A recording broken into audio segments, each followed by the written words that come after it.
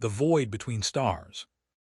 The mining vessel Kepler's Dream drifted through the nothingness between Jupiter's orbital stations and the asteroid belt, its hull scarred by decades of mineral extraction operations. Captain Reese Anderson stood on the observation deck, watching the distant pinpricks of stars that seemed to pulse with an unnatural rhythm. Something was wrong with space itself in this sector. The emptiness felt too full, the silence too loud. "Captain, we're picking up an anomaly on long-range sensors," called out navigator Zara Akafer from her station below. Her voice carried an edge that Anderson had learned to respect over their 5 years together. "It's massive, and it's not showing up on any of our standard charts." Anderson descended the narrow ladder to the main control deck, his boots echoing against the metal grating.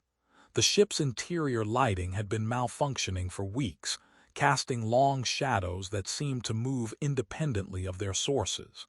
"Show me." The holographic display flickered to life, revealing a three-dimensional map of surrounding space. At its center pulsed an irregular mass of sensor readings that defied easy categorization, part gravitational anomaly, part energy signature, part something that the ship's computers couldn't even classify. "Distance?" Anderson asked, settling into his command chair. "Approximately 2.7 million kilometers, bearing 47 Mark 12. But Captain, it's moving, not like a ship or asteroid. It's moving like it wants to be found." Engineer Dmitry Volkov looked up from his maintenance console, grease streaking his weathered face. "This is mining territory, Captain. Nothing moves like that out here unless it's looking for something." Anderson felt the familiar weight of command settling on his shoulders. The Kepler's Dream wasn't equipped for exploration or first contact scenarios. They were miners, simple space laborers extracting rare minerals from floating rocks. But the mining consortium had clear protocols about uncharted phenomena, and the potential bonus for discovering new resources could solve all their financial troubles. "Plot an intercept course," he decided, "but keep us at a safe distance. Zara, I want continuous sensor readings. Dmitry, prepare a probe for closer inspection." As the ship changed course, the anomaly seemed to sense their approach. The sensor readings grew more erratic, colors shifting through spectrums that hurt to look at directly.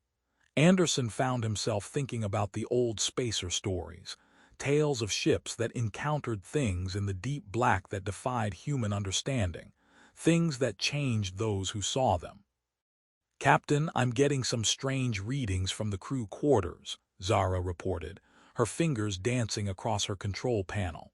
"Life support systems are functioning normally, but I'm detecting fluctuations in the environmental controls, like something's interfering with our systems." Volkov frowned at his own displays. "That's impossible. We're too far from any electromagnetic source strong enough to affect ship systems." "Impossible or not, it's happening," Anderson said. "All hands, this is the captain. We're approaching an uncharted phenomenon. All crew should report to their emergency stations and prepare for potential system anomalies." The announcement echoed through the ship's corridors, reaching the other 17 crew members as they went about their duties. Anderson knew most of them would welcome the distraction from the monotony of mining operations, but he also knew that curiosity in deep space often came with a price. As they drew closer to the anomaly, the stars outside began to behave strangely. Some appeared to stretch and distort, while others seemed to vanish entirely, leaving patches of absolute blackness against the cosmic backdrop. The Kepler's Dream S hull began to vibrate with a low-frequency hum that Anderson felt in his bones. "We're being scanned," Zara announced, her voice tight with tension. "But not by any technology I recognize. It's like something is looking at us through our own sensors." Volkov stood abruptly, his tools clattering to the floor. "We should leave. Now. This isn't a natural phenomenon and it isn't any known technology. We need to report this to Earth Command and let them handle it." "We can't just turn back," Anderson said. Whatever this is, it could be the most significant discovery in decades. We're obligated to investigate. Obligated by whom? Volkov demanded. The mining consortium. They're interested in profit, not cosmic mysteries. This thing doesn't want to be studied, Captain. It wants to be found, and that should terrify us more than anything else. The ship's lights flickered and died, plunging them into absolute darkness for several heartbeats before the emergency systems kicked in with their harsh red glow. In that moment of blackness, Anderson had seen something impossible, a geometry of space itself that folded and twisted in ways that human minds weren't meant to comprehend. "We're losing primary systems," Zara reported, her voice barely controlled. "Navigation, communications, even basic life support is experiencing cascading failures. Whatever this is, it's affecting the fundamental forces that hold our ship together." Anderson made the hardest decision of his command. "All hands, abandon ship. Get to the escape pods. We're going to retreat to a safe distance and wait for rescue." But even as he gave the order, he knew it was too late. The anomaly had reached out with invisible fingers, wrapping itself around the asterisk Kepler's dream like a lover embracing a long-lost partner. The ship's hull began to resonate with a frequency that made Anderson's teeth ache, and through the observation windows, space itself seemed to be liquefying. "It's not just an anomaly," Zara whispered, her eyes wide with dawning horror. "It's alive, and it's been waiting out here for something to find it." The crew's evacuation attempt was doomed before it began. Escape pods launched only to find themselves caught in the same distortions that held the mother ship, suspended in space like insects in amber. Communications with Earth became increasingly garbled, messages taking hours to travel minutes' worth of distance, arriving scrambled and nonsensical. Anderson watched his crew deteriorate over the following days as the anomaly's influence grew stronger. Engineer Volkov was the first to break, claiming he could hear voices in the ship's ventilation systems, whispers in languages that predated human civilization. He spent his final hours sketching impossible geometries on the walls of his quarters, mathematical formulas that hurt to look at directly. "The angles are wrong," he kept repeating, his voice growing weaker. "The universe isn't supposed to bend this way. We're seeing things that were hidden for a reason." Navigator Akaffer lasted longer, her scientific training helping her maintain perspective even as reality crumbled around them. She spent her time documenting the anomaly's effects, creating detailed logs that she hoped might someday help others understand what they were experiencing. "It's not malevolent," she told Anderson during one of their few lucid moments together. "It simply exists in dimensions we can't perceive. To it, we're like flat drawings trying to understand a three-dimensional world.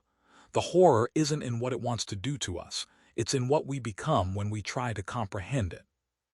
The Kepler's Dream S systems continued to fail one by one, but the crew found they didn't need them as much as they thought. The anomaly provided sustenance of a sort, energy that sustained their bodies even as it transformed their minds. They learned to see in spectrums beyond human vision, to hear frequencies that had always existed but remained hidden from normal perception. Captain Anderson maintained command through sheer force of will, watching his crew evolve into something beyond human understanding. They became creatures of pure perception, able to navigate the twisted geometries of space that the anomaly revealed to them. Time lost meaning as they experienced past, present, and potential futures simultaneously. In his final log entry, Anderson recorded, "We came to the void between stars seeking minerals and profit, but we found something far more profound. The universe is larger and stranger than we ever imagined, filled with intelligences that exist beyond our comprehension. We are no longer entirely human, but we are no longer entirely lost either." The mining vessel Kepler's Dream was never found by rescue ships. Its disappearance added to the long list of vessels lost to the deep black. But sometimes, In the void between Jupiter and the asteroid belt, other ships reported strange sensor readings and impossible stellar movements. Those who listened carefully to the static between radio channels claimed they could hear voices, whispers in languages that seemed to speak of wonders and terrors beyond human imagination. And occasionally, very occasionally, a ship would return from the void with crew members who seemed different somehow, their eyes reflecting spectrums of light that didn't exist in normal space. The universe, it seemed, was far more crowded than humanity had ever imagined. But the inhabitants of the spaces between stars had been there long before humans took their first tentative steps into the cosmic ocean. They waited patiently in the void, ancient beyond measure, powerful beyond comprehension, and curious about these new creatures who dared to venture into their realm. The anomaly remained in its sector of space, a cosmic reef in the ocean of night, waiting for the next curious species to stumble upon its existence. It had no malice, no agenda beyond simple existence, but its very presence was enough to transform those who encountered it. In the end, the greatest horror wasn't in being destroyed by the unknown. It was in discovering that the unknown was simply indifferent to human existence, a force of nature that existed on scales beyond human comprehension. The crew of the asterisk Kepler's dream became something new, something that could navigate the cosmic currents and perceive the hidden dimensions of reality. They became the first humans to truly understand their place in the universe, not as masters of creation, but as children playing at the edge of an ocean too vast and deep to ever fully comprehend. And like all children who venture too far from shore, they discovered that some waters were better left unexplored. The stars continued their ancient dance, indifferent to human concerns and human fears. And in the void between them, something vast and patient waited for the next curious species to venture too far from home, ready to teach them the same lessons it had taught countless others across the endless reaches of cosmic time. Space, as humanity would eventually learn, was not empty at all. It was full of things that had been waiting for them to evolve enough intelligence to be worth noticing. And once noticed, they would never be quite the same again. The cosmic ocean had depths that no human mind could fathom, and in those depths swam things that made humanity's greatest achievements seem like the play of infants. But it also held wonders beyond imagination, beauty that could transform those who witnessed it into something greater than they had ever dreamed possible. The choice, as always, lay in whether the transformation was worth the price of admission to the greatest show in the universe.